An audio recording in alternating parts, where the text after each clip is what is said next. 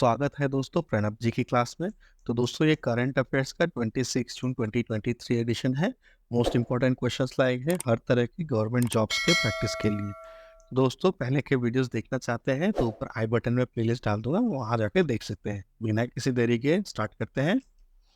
आज का पहला क्वेश्चन है, हाल ही में गृह मंत्री अमित शाह ने कहां पर बलिदान स्तंभ का उद्घाटन किया? Where did home minister Amit Shah inaugurate the Balidan Stambh? तो इसका सही आंसर है जम्मू एंड कश्मीर। ठीक है दोस्तों। तो दोस्तों यह देश का अपनी तरह का एक पहला युद्ध स्मारक है, जिसे 2009 में 130 मिलियन रुपए की लागत से बनाया गया था। यह एक सैनिक की बंदूक के आकार में 60 मीटर ऊंचा है। यह स्मारक 52 स्तंभ पर 4,877 शहीद और जम्मू कश्मीर उग्रवाद में मारे गए 15,000 कर्मियों का सम्मान करता है। इसमें 1947 का भारत पाकिस्तान युद्ध, 1962 का भारत चीन युद्ध, 1965 का भारत पाकिस्तान युद्ध, 1971 का भारत पाकिस्तान युद्ध, 1999 का कारगिल युद्ध और 1990 के बाद से आतंकवाद विरोधी अभियान शामिल है। इसके आधार पर एक शाश्वत लॉ है और परिधि के आधे हिस्से पर परमवीर चक्र और अशोक चक्र पुरस्कार विजेताओं का भी भित्ति चित्र है। ठीक है दोस्तों। तो दोस्तों हाल ही में उत्तर भारत का पहला स्किन बैंक कहाँ शुरू हुआ? Where was the first skin bank of north India started? तो इसका सही आंसर है न्यू दिल्ली। तो दोस्तों यह एक ऐसी सुविधा है जहां मृत व्यक्तियों की त्वचा को दान किया जा सकता है और भविष्य के लिए उसे संग्रहित किया जा सकता है। यह जलने की चोटों, त्वचा संक्रमण, त्वचा कैंसर, त्वचा अल्सर और बड़े घाव वाले रोगियों को त्वचा ग्राफ्ट प्रदान करके मदद कर सकता है। यह ऐसे रोगियों के लिए मृत्यु दर, संक्रमण, दर्द और उपचार की लागत को कम कर सकता है और उनके उपचार परिणामों में सुधार कर सकता है। तो दोस्तों ये जो त्वचा बैंकिंग प्रक्रिया है उसकी सुरक्षा और प्रभावकारिता सुनिश्चित करने के लिए उचित संरचना, उपकरण, प्रयोगशालाओं और प्रोटोकॉल की आवश्यकता होती है। तो दोस्तों जो स्किन होते हैं ये 4 से 8 डिग्री सेल्सियस पर 5 सालों तक स्टोर किया जा सकता है। ठीक है दोस्तों। नेक्स्ट क्वेश्चन, हाल ही में ब्रिक्स सीसीआई महिला वर्टिकल का अध्यक्ष किसे नियुक्त किया गया? Who has been appointed as the chairperson of the BRICS CCI Women Vertical? तो इसका सही आंसर है रूबी सिन्हा। तो दोस्तों ये जो ब्रिक्स सीसीआई है वो ब्रिक्स और अन्य मित्र देशों के बीच व्यापार, वाणिज्य, उद्यमिता को बढ़ावा देने की दिशा में काम करता है। यह भौगोलिक क्षेत्रों में महिला सशक्तिकरण, पहल और नीतियों पर मुख्य ध्यान देने के साथ बनाया गया था। इसका उद्देश्य विभिन्न भौगोलिक क्षेत्रों और उद्योग कार्य क्षेत्रों में महिला उद्यमियों और पेशेवरों के लिए सक्षम समर्थन प्रणाली बनाना है। और दोस्तों यह अपने सदस्यों के बीच बिजनेस नेटवर्किंग को बढ़ावा देने के लिए नियमित कार्यक्रमों, प्लेटफॉर्मों और अन्य प्रकार की बातचीत का आयोजन भी करता है।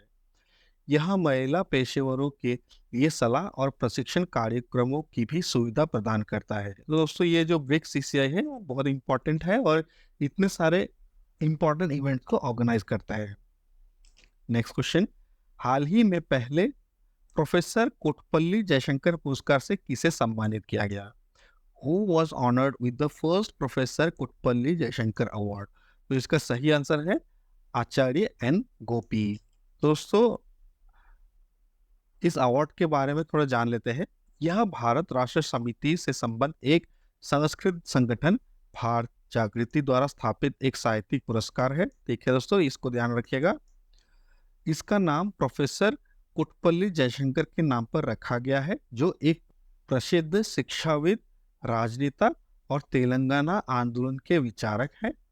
इसका उद्देश्य निपुण साहित्यिक हस्तियों का सम्मान करना है जो साहित्य में उच्चतम ऊंचाइयों पर पहुंचे हैं। ठीक है दोस्तों। नेक्स्ट क्वेश्चन, हाल ही में अंतरराष्ट्रीय फुटबॉल में 200 मैच खेलने वाला पहला पुरुष फुटबॉलर कौन बने हैं? Who became the first male footballer to play 200 matches in international football? तो इसका सही आंसर है क्रिस्टियानो रोनाल्डो। दोस्तों क्रिस्टियानो रोनाल्डो के बारे में जान लेते हैं। वह एक पुर्तगाली पेशेवर फुटबॉलर है जो अभी करंटली अल नासर टीम से खेलते हैं और पुर्तगाल की राष्ट्रीय टीम से खेलते हैं। उन्हें व्यापक रूप से सभी समय के महानतम खिलाड़ियों में से एक माना जाता है। उन्होंने 5 बैलन डॉर पुरस्कार और 4 यूरोपीय गोल्डन शूज अवार्ड जीते हैं। उनके पास चैंपियंस लीग में सबसे अधिक गोल 140 और असिस्ट 42 है।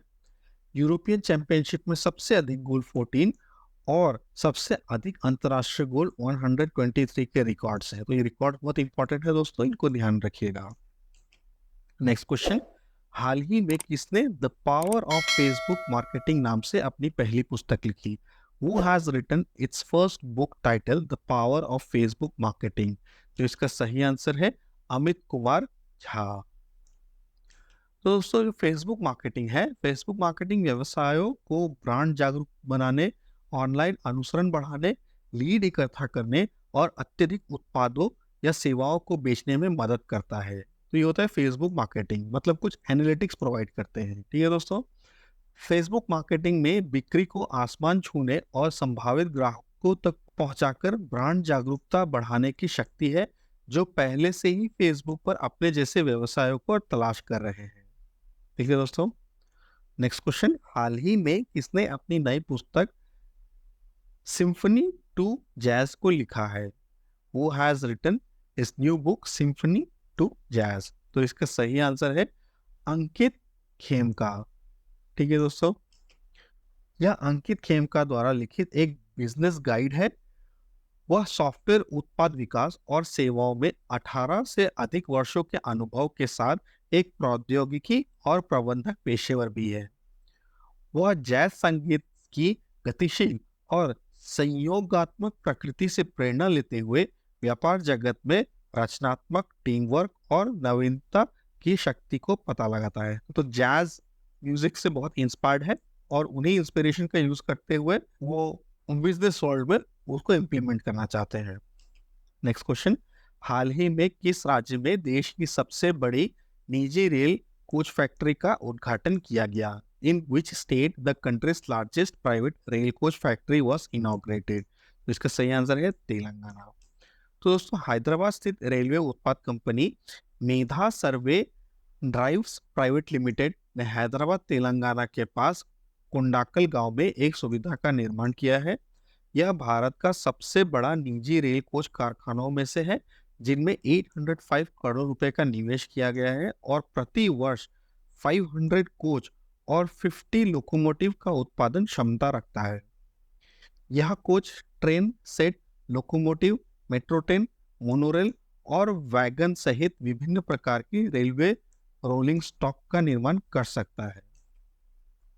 यह स्विस रेलवे रोलिंग स्टॉक निर्माता स्टैंडलर रेल के साथ एक संयुक्त उद्यम है और भारतीय बाजार के साथ साथ एशिया प्रशांत क्षेत्रों में निर्यात से निविदाओं को पूरा करेगा। इसका उद्घाटन तेलंगाना के मुख्यमंत्री के चंद्रशेखर राव ने 23 जून 2023 को आंध्र प्रदेश पुनर्गठन अधिनियम 2014 के अनुसार राज्य के लिए रेल कोच फैक्ट्री के वादे को पूरा करता है। ठीक है दोस्तों, तो दोस्तों 2014 में उन्होंने एक प्रॉमिस किया था, उस प्रॉमिस को पूरा करने के लिए ये जो कोच फैक्ट्री है उसको स्थापित किया।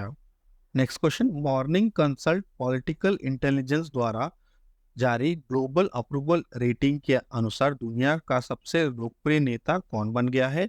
According to the global approval rating released by Morning Consult political intelligence, who has become the most popular leader in the world? उससे ये भी बहुत इंपॉर्टेंट है अभी के फील्ड में, क्योंकि नरेंद्र मोदी जी गए हुए हैं। तो इसका सही आंसर भी नरेंद्र मोदी जी ही है, जो कि यूएस में गए हुए हैं अभी फिलहाल। तो global approval rating morning Consult political intelligence द्वारा जारी एक रिपोर्ट है जो विश्व में नेताओं और सरकारों की अनुमोदन रेटिंग को मापती है।